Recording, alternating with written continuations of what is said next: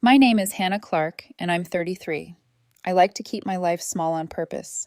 My 12-year-old Civic that never asks questions, a townhouse with one stubborn squirrel who knows the routine, and a folder where I print receipts like talismans. The folder is labeled in neat block letters: Family Expenditures. It sounds clinical, but it's my way of keeping track of every dollar, every favor, every ounce of energy I've poured into my family over the years. Thanksgiving had always been a minefield, but this year I'd decided to do things differently. I had paid for every single item: the turkey, the pies, the flowers, even the rental chairs for my mother's insistence on a grand presentation. I was exhausted, but I told myself at least no one can complain about quantity or quality. I should have known something was off the moment my mother handed me a box wrapped in silver paper, her smile too saccharine, her eyes glinting with something I couldn't quite name. "Go on, open it," my brother Kevin said, leaning back with a smirk. My father sipped his wine, pretending nothing was amiss. I peeled off the ribbon. Inside was a white binder. Large, glossy letters on the cover read, "If you want to eat with us again. Guidelines for Hannah, revised." I stared. My stomach sank. "Is this a joke?" "No, it's not a joke," my mother said, as if announcing dessert. "We thought it would be helpful. Constructive feedback." "Helpful for what?" I asked, voice steady but brittle. "To keep the peace," Kevin said, stretching his arms behind his head. "To make next year a little less you." I flipped the binder open. Dividers separated sections. Section 1. Conversation boundaries. No bringing up work. No correcting others, even if technically right. No sarcastic jokes about the food. No passive-aggressive comments about finances. Section 2. Contribution expectations. If you pay for dinner, do so without mentioning it. No complaints about cost, quantity, or guests. Store-bought pies are not allowed. Don't arrive with attitude. "What is this?" I muttered, voice low but sharp. "It's just something to help you fit in better," my mother said, crossing her legs and looking pleased with herself. "We notice Thanksgiving is always tense when you're here." "Tense?" I echoed in my mind. "I paid for everything. I made sure everyone knew it."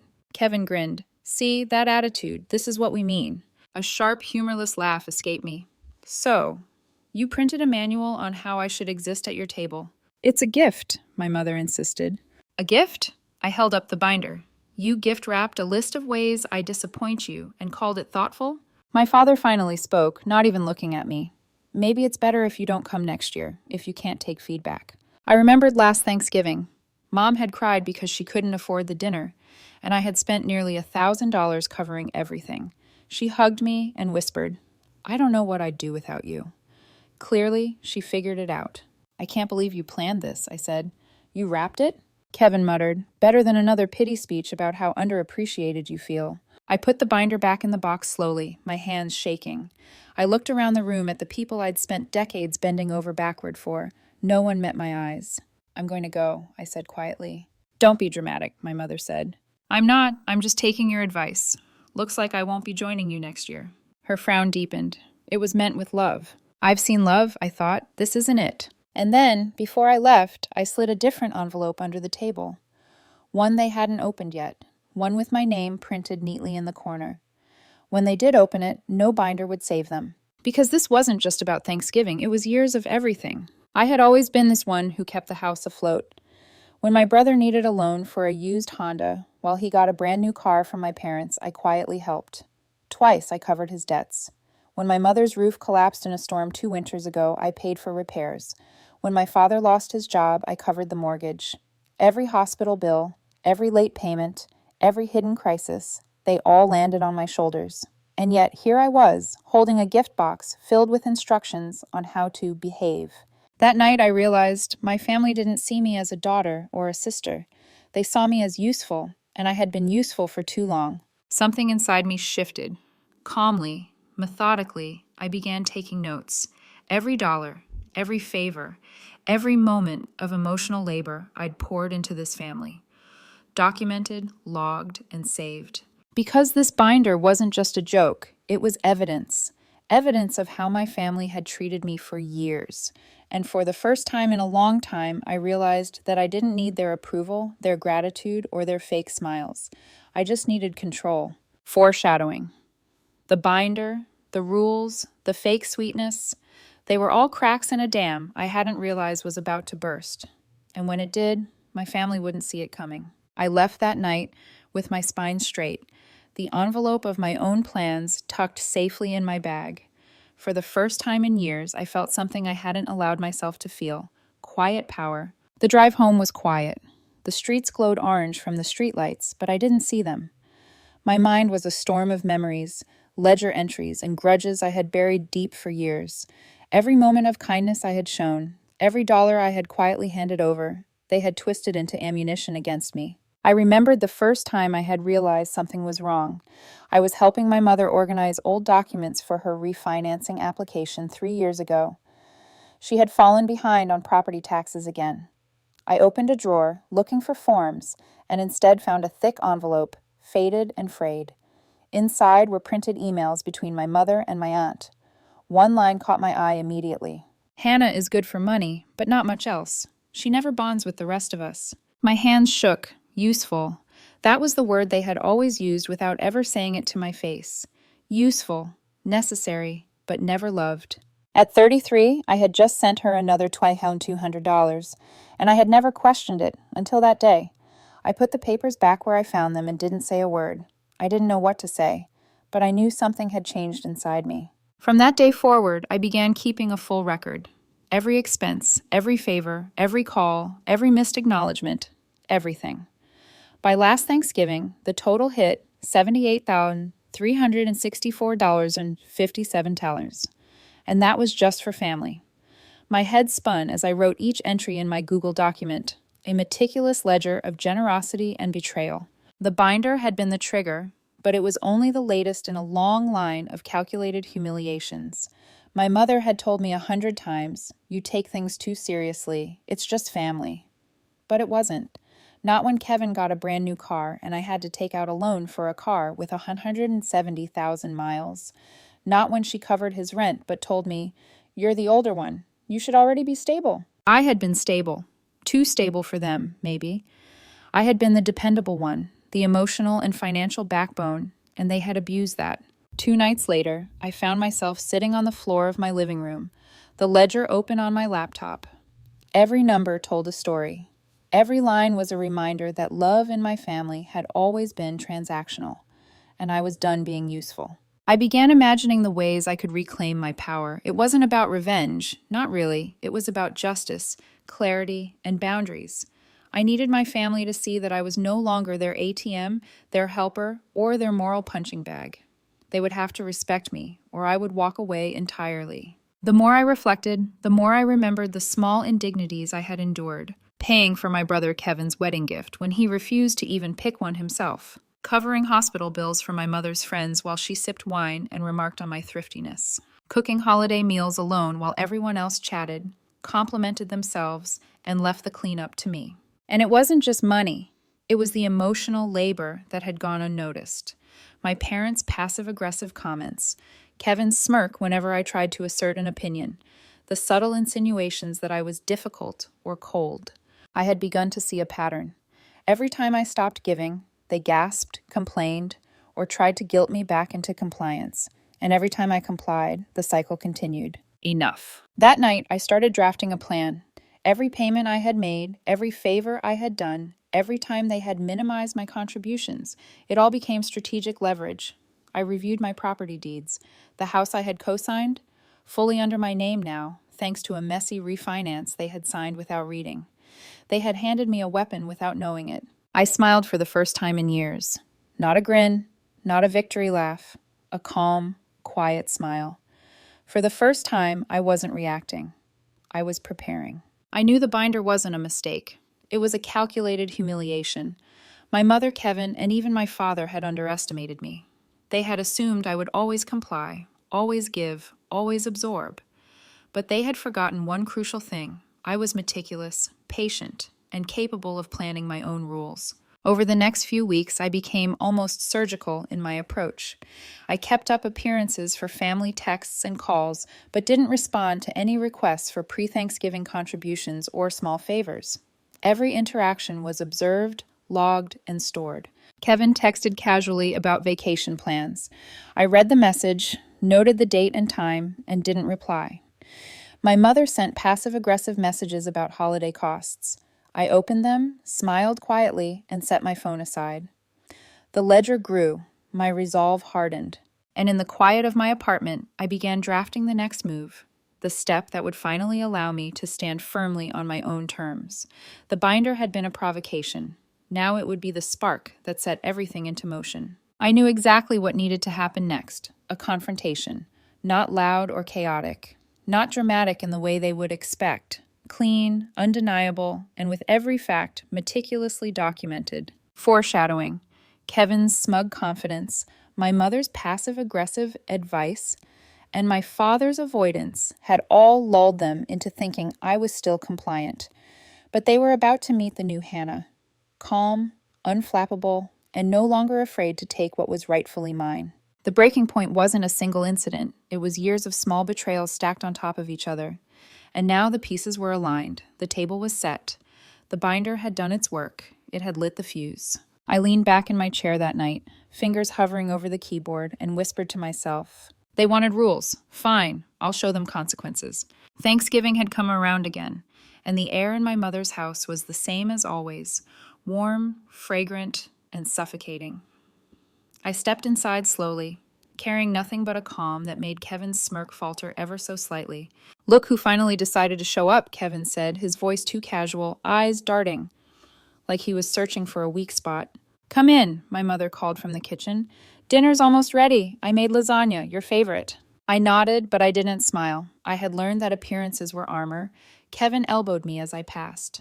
"Still mad about the binder?" "No," I said flatly. "That was hilarious."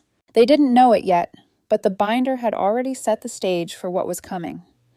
The power dynamics had shifted silently, completely. Dinner was quiet, too quiet. My parents peppered me with mundane questions, work, life, vacation plans, but I didn't answer. Kevin tried small talk, asking about my car, my apartment. I responded in monosyllables, letting the silence linger. Then my mother spoke nervously, like a cat on a hot stove. "Hannah, we were hoping to talk as a family." I looked up from my untouched plate, voice steady, calm. "About?" "About the house," Kevin chimed in, feigning casualness. "You sent some kind of letter. Legal stuff. What was that about?" "You didn't read it?" I asked. "It looked like junk," my father muttered. "That wasn't junk," I said. I reached into my coat pocket and dropped a thick, white envelope onto the table. It landed with a soft thunk, the sound of inevitability. "Final notice," I said.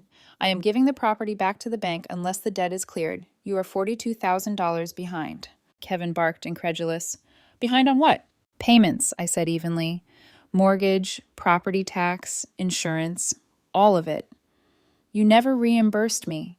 Even though you promised you would, you left me holding it all." A tense silence fell. My mother's lips parted, but no words came. Kevin leaned forward, disbelief etched on his face. "I helped," he spat. "You turned that into ownership." "Ownership," I echoed, letting the word hang. "I've now reclaimed it, legally, officially. And I'm done being your backup wallet, done being your emotional punching bag, done being the useful one." My mother's voice rose. "You can't do this to family." I leaned back, calm, unflinching. "You mean like giving me a binder full of rules and humiliating me at dinner? Because that's exactly what you did." Kevin shouted, "You're such a crybaby, always playing the victim." "I'm not playing," I said. "I'm finally seeing clearly.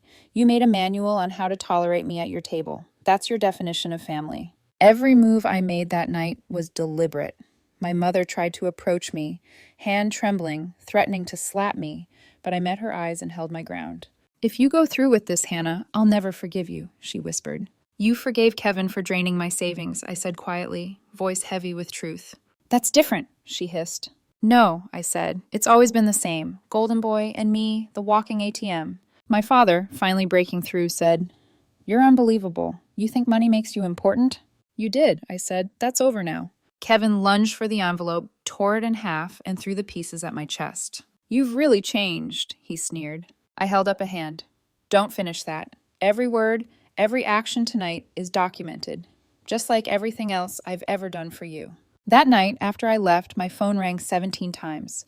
First my mother, then my father, then Kevin, and finally an unknown number from my aunt. I ignored them all. At 9:42 a.m., a text from my mother. Hannah, we can talk about this. Please call me. I'll forgive you if you fix it. At 10:11 a.m., my father. You're making a fool of yourself. This will only get worse if you don't stop. At 11:03 a.m., Kevin. You think this is over? You're pathetic. You ruined mom. You ruined dad. You ruined me. And when they're gone and you're alone in that big house, don't come crawling back. I didn't reply. I forwarded the message to my lawyer because the binder had been the spark. And now the fire had consumed every expectation they ever had of me.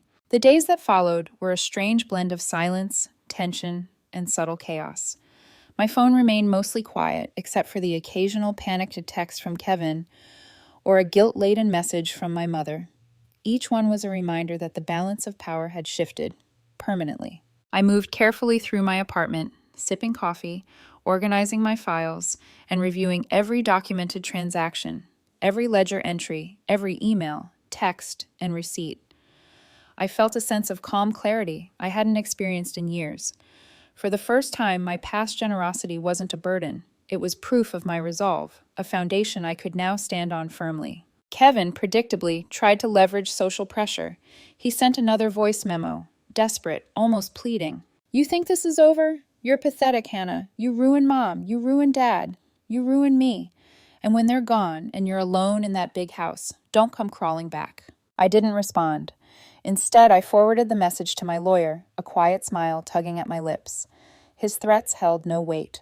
The house was legally mine, the documents notarized, and my family had no standing to reverse it. Then came an unexpected ally. My cousin Jenna, whom I hadn't spoken to in years, reached out. Hannah, I just wanted to say I'm proud of you. We all saw it. We just didn't know how to help. They treated you like furniture, like an ATM. You didn't burn the bridge. You saved yourself. Her words hit me harder than any confrontation with my parents ever could. For the first time, someone outside the immediate chaos acknowledged the years I had quietly endured. I replied simply, "Thank you, it's enough." And it was. The bank eventually confirmed that the property was clear. My parents, of course, had to move out. They didn't ask for my help. They didn't apologize. They simply left, and I stayed in my apartment, watching their absence like a strange, liberating void. The silence wasn't cold, it was earned. Kevin tried one last time, leaving a bitter voicemail. You ruined everything, Hannah. Everything. Mom's sick over this. Dad won't speak. They're miserable. I hope you're happy. I didn't respond. I didn't delete it. I replayed it when I needed to remind myself who I was no longer responsible for. Then came the twist no one expected. Grandma, 86, and long forgotten by half the family, called me. Hannah, she said, voice trembling but strong. I heard you finally grew a spine. Her words reminded me of the warnings she had given me years ago about my mother. She continued, I want you to know something. Your grandfather left me a second house in Tahoe. I'm changing the will. You're the only one who isn't fake. They've drained me for years. But you've always been real. I was stunned. My family had underestimated me for decades. But now, an inheritance, recognition, and validation came not from the people who had tried to control me, but from someone who had always seen the truth. Months later, I hosted my first Thanksgiving completely alone.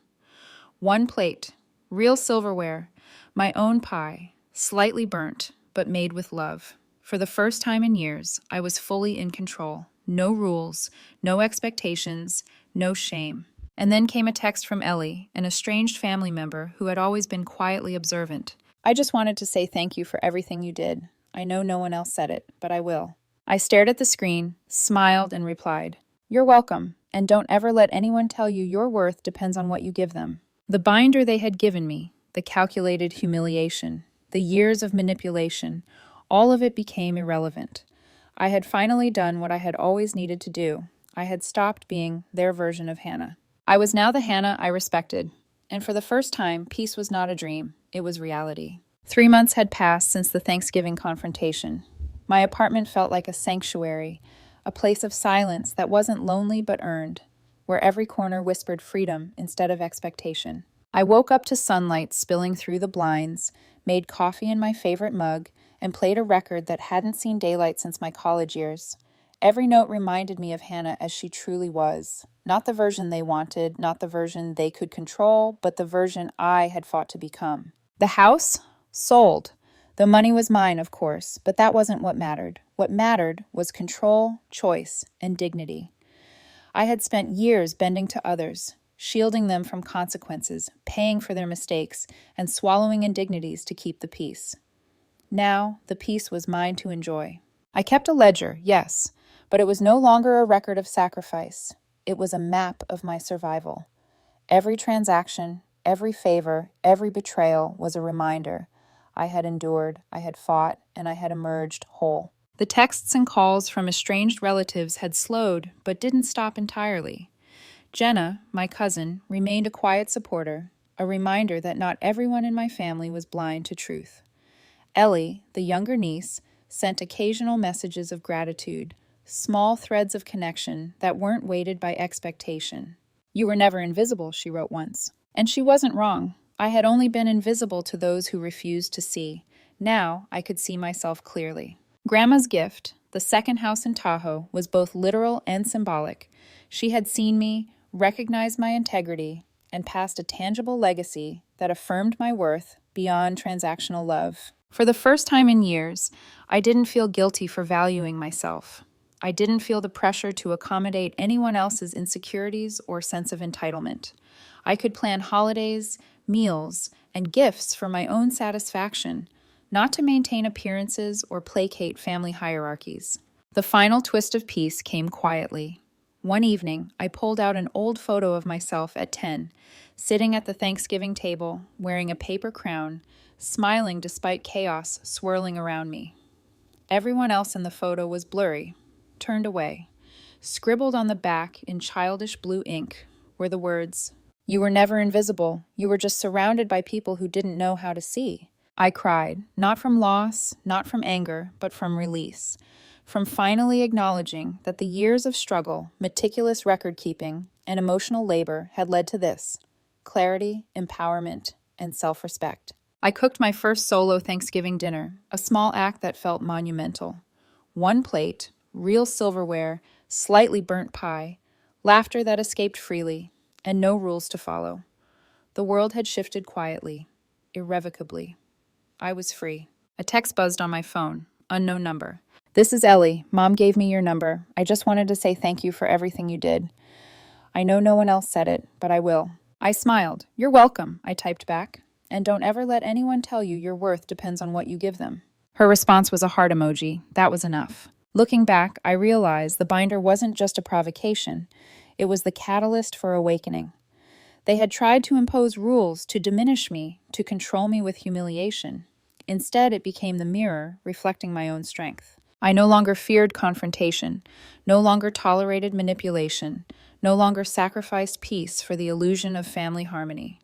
The reflection staring back at me in the mirror was the version I could finally respect. The house, the ledger, the texts, the inheritance, they were all part of a larger truth. Family doesn't define your worth. You define it yourself. And for the first time in my life, I felt it fully, deeply, irreversibly. I was Hannah Clark, 36, unapologetically myself, and nothing could take that away.